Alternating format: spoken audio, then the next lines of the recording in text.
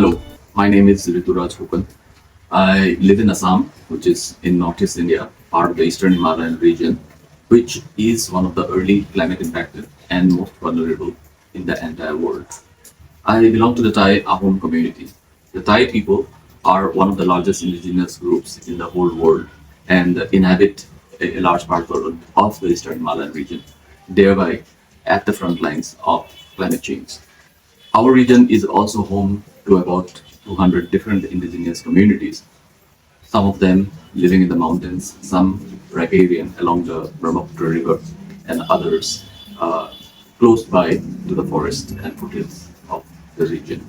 All of them are impacted by climate change in different ways.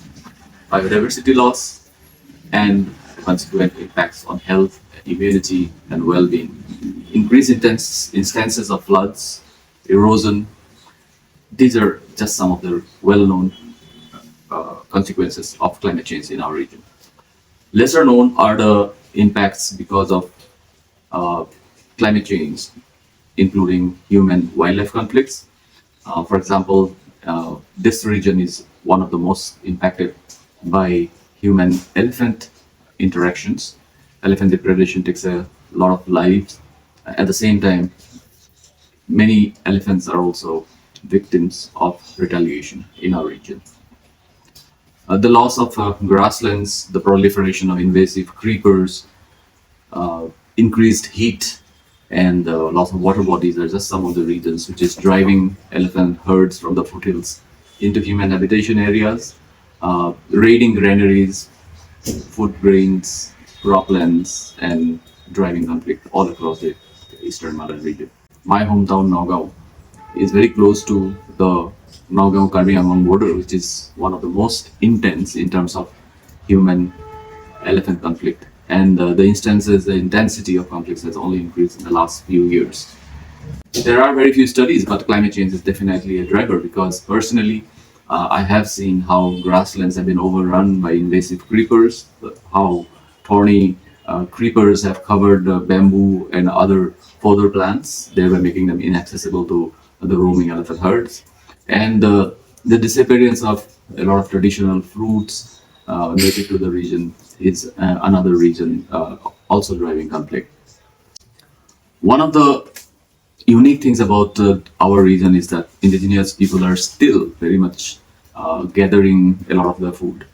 So many species of herbs and plants, many of them are considered medicinal, are slowly disappearing as the weather becomes warmer, rainfall changes, and other human interference activities.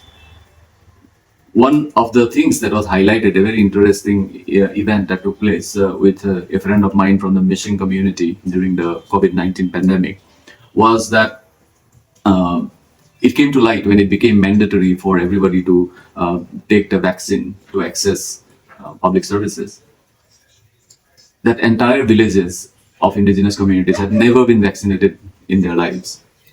I was really surprised because many of us who live in urban and semi-urban areas are totally dependent on the vaccine for our immunity, and here are these communities, entire villages, so many of indigenous people who have never have been vaccinated in their lives. And when you look at it, it's another matter that they went to the manufacturers, got a clearance through the administration, and later got vaccinated. But the fact is that their health, their well-being, the well-being of indigenous communities, their immunity, their inherent resilience, is dependent on the foods that they eat. And a large part of the food is what they collect and gather from the forests, from the water bodies, from the rivers around them. And the disappearance of the biodiversity around these communities is one of the main impacts. So having access to the traditional foods of our ancestors should be a part of any conversation about climate change. This is something that I have been trying to highlight through my organization, the Indigenous Peoples Climate Justice Forum. The other things that we know are important to indigenous communities, the culture, the identity, the music, the food, the clothing, everything is dependent on and derived from nature. And so the disappearance of biodiversity is actually compromising the quality of life of all our fellow communities in the eastern Himalayan region. And it is not just restricted to the people living in the mountains or the people living in the rivers. Throughout the region, whether they live along the sea, in the foothills, or up in the mountains, or along the river, everybody is equally impacted due to increased temperatures, uh, rainfall changes, and at the same time, heat stress. All of these combined are causing dissipating of biodiversity, causing other stress, including stress to wildlife, which is driving conflict. So these are impacts that have been, very evident in our region, but not very well researched. So there's a lot of research gap, definitely, which I think should be addressed in the future. I think it is very imperative for young people from our communities from the Eastern Himalayan region to participate in global negotiations to represent this region, because the world doesn't know that the Eastern Himalayas, which is one of the most impacted and most vulnerable in the future, is suffering from all these consequences. The world needs to know what is the impact on food, what is the impact on culture, what is the impact on biodiversity, all the interconnected uh, consequences of a warming planet that is already driving change in lifestyles, already compromising the health and quality of indigenous people, should be taken up on the global stage by young people from this region. And I think young people from indigenous communities all over the world should be proud of their natural heritage and should be proud of their cultural heritage, which is dependent on nature, proud of the traditional knowledge systems, and embrace their culture, their identity, and take it on the world stage, because the world needs to learn from indigenous communities how to live sustainably with nature, how to go back to the roots, how we were meant to be. I think in the last 150 years or so, with industrialization, we have also lost that connection to nature. We need to reconnect. When indigenous communities used to say that don't do that because it is the spirit of the forest or the spirit of the river. All these connections, all these connotations had a deeper meaning, and it is increasingly evident now. Now that the consequences of neglect or exploitation of nature is upon us. Climate change is nothing but a manifestation of how humans have totally destroyed their roots, the connections, the deep-rooted connections with nature, and exploitative resource collection, and then at the same time treating our garbage, throwing it all around in the yes, polluting the soil, the waters, the air. All of it is now manifest in biodiversity loss, in climate change, in pollution, and all of that is affecting people who live at the front lines. Indigenous people, of course, never contributed much to the problem of climate change, but are at the front lines bearing the worst consequences and are least equipped to deal with these consequences. But the inherent resilience, the inherent diversity that we have in each community needs to be identified, needs to be documented. Almost every community has their own particular way of, looking into themselves, treating minor ailments, responding to the vagaries of weather. And I think these could empower the communities and those around them, and add to the resilience of humanity as a whole. So all of these, especially from the Eastern Himalayas, which has not been discovered really in terms of the cultural and traditional knowledge heritage, should be highlighted by the youth. And I call upon the youth to take the leadership of climate action in their hands. Wherever you live, if you belong to a indigenous community, please take it upon yourself to come to the negotiations, the global talks over climate, over biodiversity, and highlight the need for resilience based on the traditional knowledge systems of your respective communities. I think that would be my call to action. Thank you. Priya, 18 years old from Chennai, India, asks, access to clean water is a basic human right, but climate change is making it harder for many communities. What kinds of water-related challenges are indigenous people in Northeast India facing right now? Thank you, Priya, for that interesting question. Well, the northeast of India is one of the so-called water-abundant regions. At this moment, the main highlight of this region is rains, floods, and erosion. That's making the news all the time. However, in the future, this region is projected to face water stress. In fact, many communities in the along the rivers and in the mountain foothills are already facing water scarcity in the dry season. This not used to be the case in the past when the water tables were quite high, and if you dig for like 10 feet or 12 feet, you would find water, but now you have to dig way much deeper.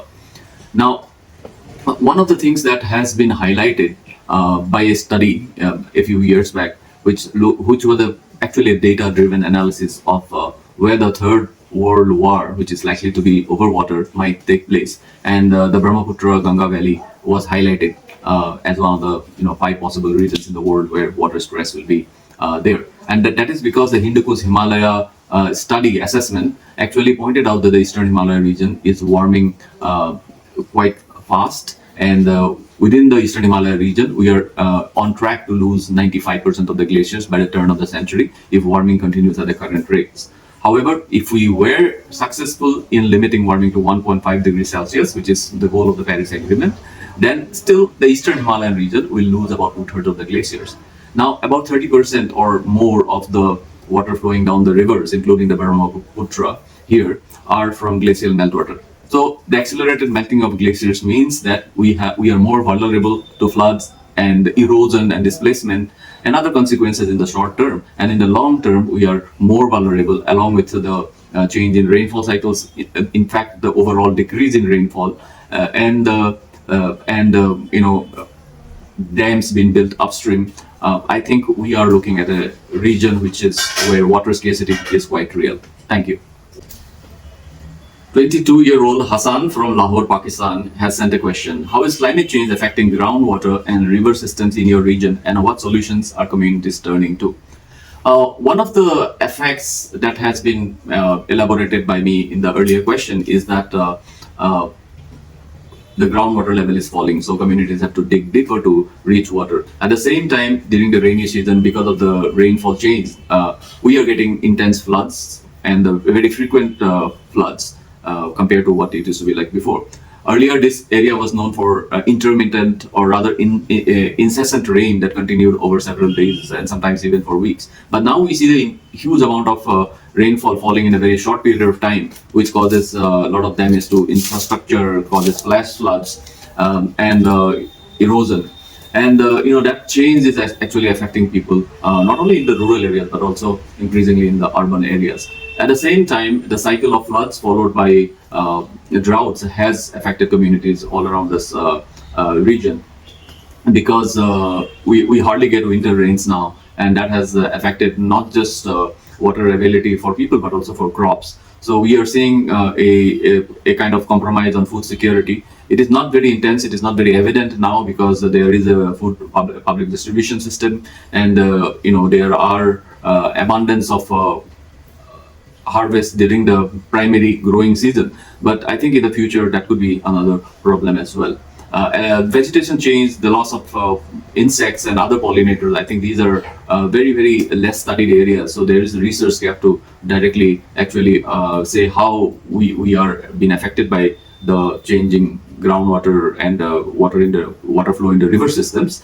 But how our community is now responding, it's a very tough question. I think one of the things that communities, indigenous people and local communities here have been doing through generations is to replenish the vegetation. So growing trees, planting, this has been part of the culture for all the communities. So they have been doing it perhaps now with a more focus because of the various schemes. And besides that, I think there are changes in lifestyles that are slowly creeping up. Certain species of food, vegetation, some fishes have disappeared. So people are compromising by changing their habits, and these cultural norms have also changed. So yeah, these are some of the responses I can immediately think of.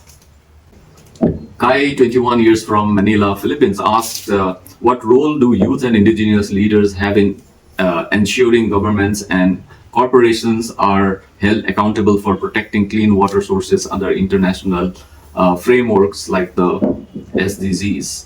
That's a very interesting question. Now, there have been multiple attempts in the past to dilute the existing laws so that natural areas, natural places are opened up for development activities.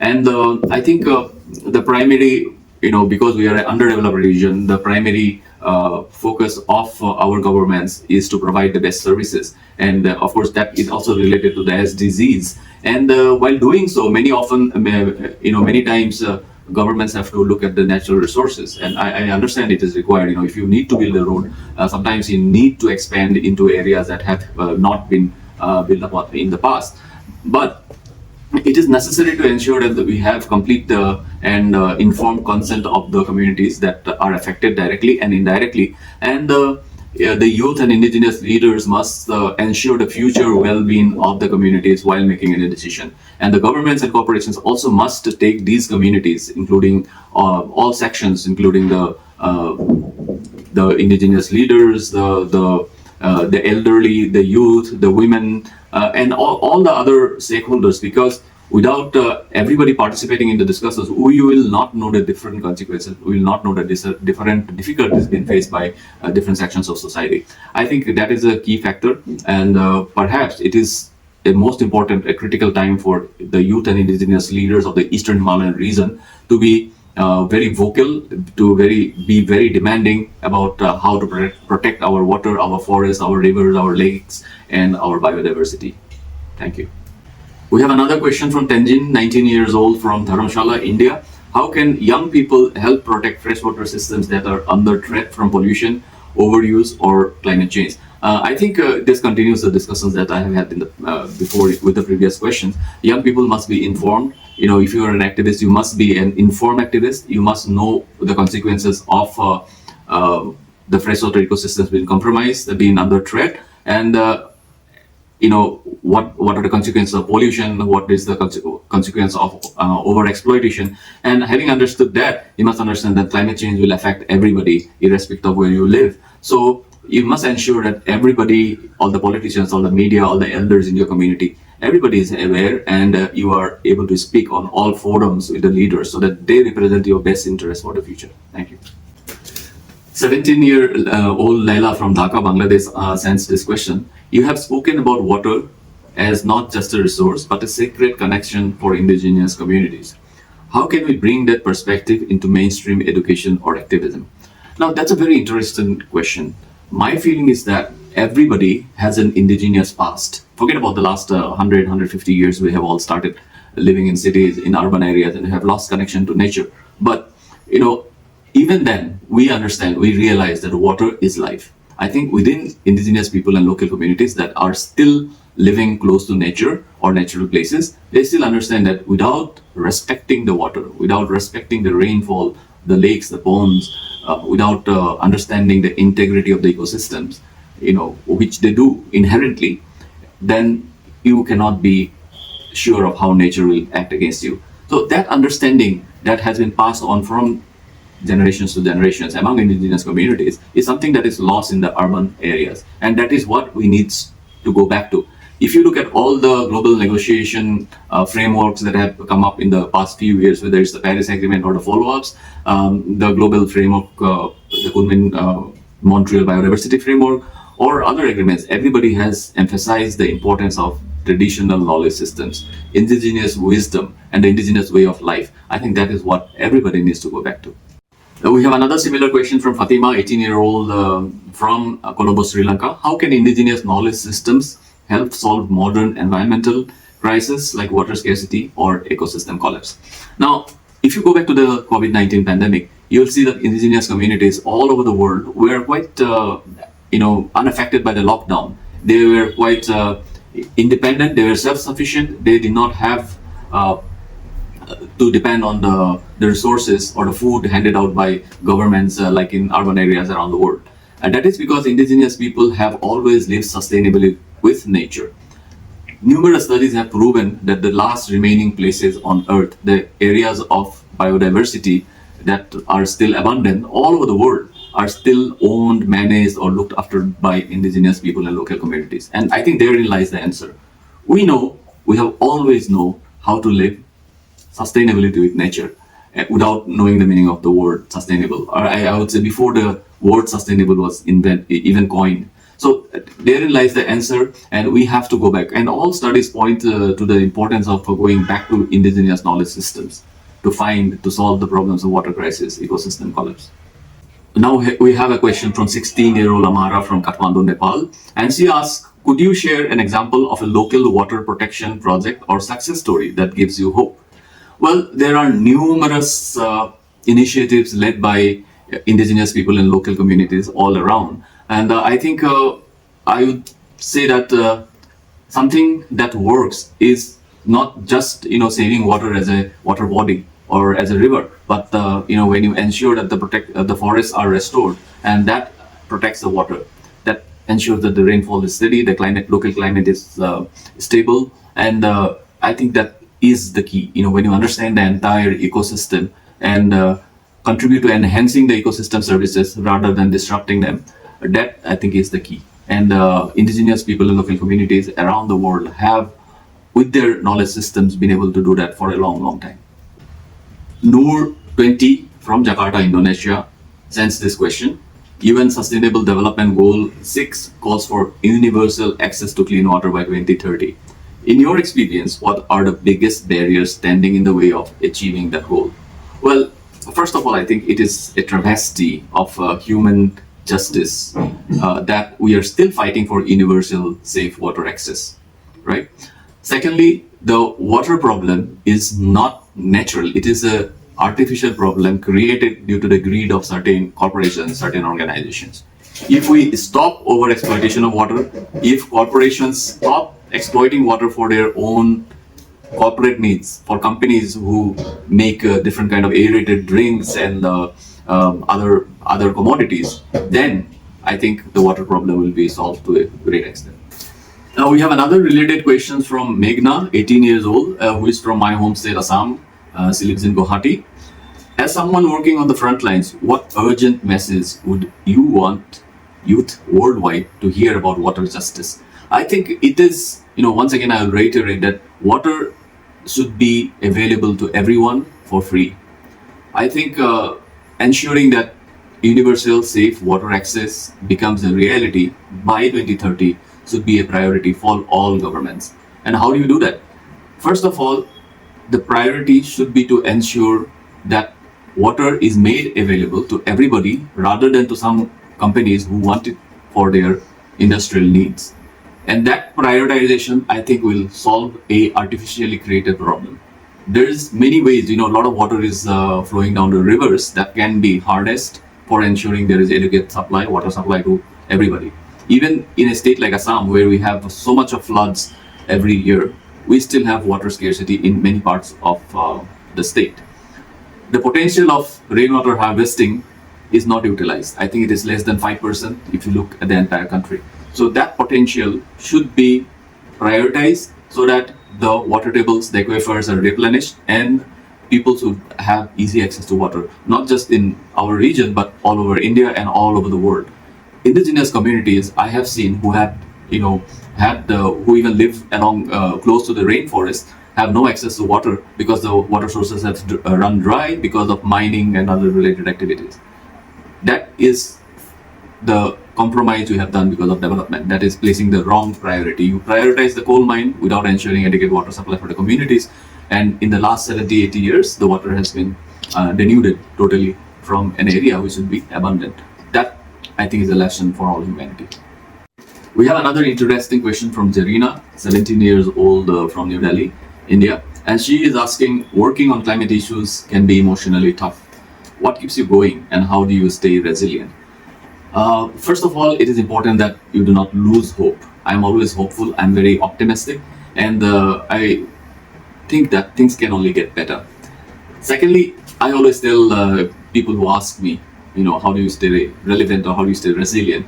I think you have to be selfish. Why are you in the fight? Well, for me, I am worried about the future of my daughter. And I am worried that she may have to suffer from the consequences of my generation if we are not vocal about what would happen, if you're not vocal about the solutions that have been ignored, if you're not vocal about the urgency of the climate crisis and the need for action. So I think I have been selfish, and that is what I would want you all to be. Be a climate activist, be an environmentalist, but have a reason for doing it. Have a very selfish reason. Do it for your family, do it for your future, do it for those of your neighbors, your community. I think therein lies the key, and always be hopeful. We have a question from Kuala Lumpur, Malaysia, from 19-year-old Farhan. What advice would you give to young people who want to speak up for environmental justice in their own communities? Farhan, it is important to remember that young people have always been at the leadership of the climate movement, the environmental movement, since the dawn of the modern environmental movement in the 1970s. If you look at the history, young people have always spearheaded these massive movements, whether it is Greta Thunberg or our own Ridhima Pandey in India, or Felix Fickbeiner, who started Plant for the Planet as a 9-year-old in Germany, or the young people who are filing all these civil cases in courts around the world, especially in the United States. They all started as very young people because they were worried about their future. I think rather than telling young people what to do, we all need to learn from the young people what they have been doing, because they have been leading the modern environmental movement. And if you want an inspiration, go back to the 1992 Earth Summit, where you will find 12-year-old speaking to world leaders at the United Nations about what needs to be done as an environmentalist. Thank you. 16-year-old Ravi from Pune, India asks, you are the founder of the Indigenous Peoples Climate Justice Forum. How did that journey start and what impact has it had so far? Very, very relevant and interesting question. I was participating in COP26 in Glasgow a few years back, and I was thrilled to see indigenous leaders from the most remote parts of the world, including Amazon, Mesoamerica, Indonesia, all around Africa, coming to the negotiations, dressed in their traditional clothes and being very vocal about the impacts in their areas, the consequences for their people, and the resilience of their communities. However, I was surprised to see that we do not have many representations from indigenous communities in India, despite having some of the most numerous number of indigenous people in the entire world. I think we have around 700 communities, which is one of the largest populations in the among all the countries. And then hardly anybody from Northeast India, from the Eastern Himalayan region, where we have over 200 indigenous people. So I thought we must provide a platform, and the first way was to go to these communities and make them aware of the fact that whatever they were doing is right, whatever their culture, which is very dependent on nature, has been right and is now recognized by the global leadership as being important to addressing the problems of climate change, biodiversity loss, pollution, etc., etc. So, first of all, making young people proud of their cultural heritage. Secondly, aware of their own traditional knowledge systems, which made these communities resilient. And thirdly, to be able to take these knowledge and go to the global stage, to go to the global negotiations, and ensure climate justice. I think that is what our organization wants to do. Thank you. Thank you very much. It's been a pleasure, and I'm very grateful for this opportunity by the SAID Business School under Oxford University. And I wish all the participants, all organizers, best of luck for the right here, right now Global Youth Climate Summit. Thank you very much.